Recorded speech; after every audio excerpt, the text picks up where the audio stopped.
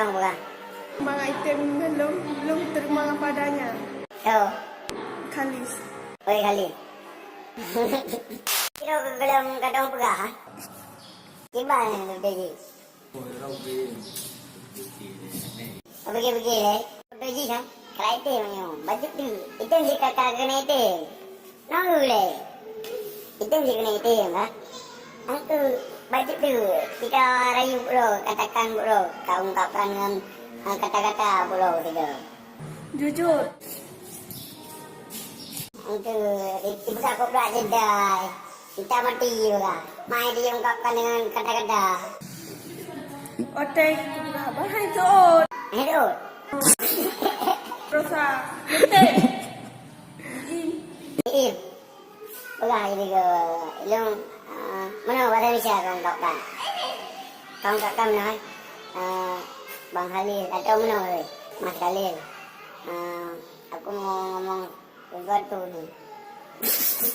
Yang bagus. Aku menolong kan? Tapi aku malu untuk mengatakannya. Takut Bang Khalil marah. Yang bagus kan? Kita kena juga. Kita bahasa Indonesia. Di mana sisi kata? Mas Khalil. Dah. Sebenarnya kan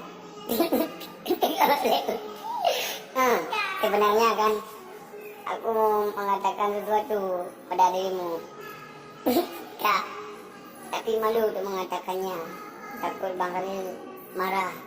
Yang paling janjuk pasal Cuba saya. Tiba yang juga. Tiba. Kalis. Belum. Buat sesuatu buat orang. Hmm. Tapi bengeh ni. Kau biar aku. Berarti, berarti kan kau fikir-fikir dia berarti. Terima padanya. Benar. Anakku, iu tak ada. Aku lemah tak lewat lagi. Amanah rumah tangga. Hah? Amanah rumah tangga. Amanah rumah tangga. Dia udah terbayang. Oh, udah jalan ya. Oh, dah mana dah masuk ni. Bang.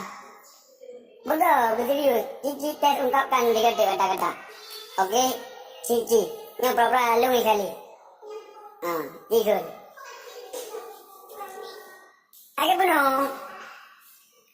Kau ucap sesuatu buat dia. Bengeh. Terima padanya. Ya. Oma, mana bahasa ale? Bahasa Indonesia aja yang romantis lo. Yang lebih paham bahasa Inggris. Iya bahasa Inggris. Bahasa Indonesia untuk berpandang. Oh, berpendek dah. Di balik nak polis. Tiba aku mau ucapkan Sesuatu. sesuatu. Tapi aku takut. Tapi aku takut Kalis marah. Ya? Gimana gue?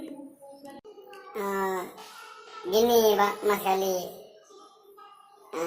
Kalis.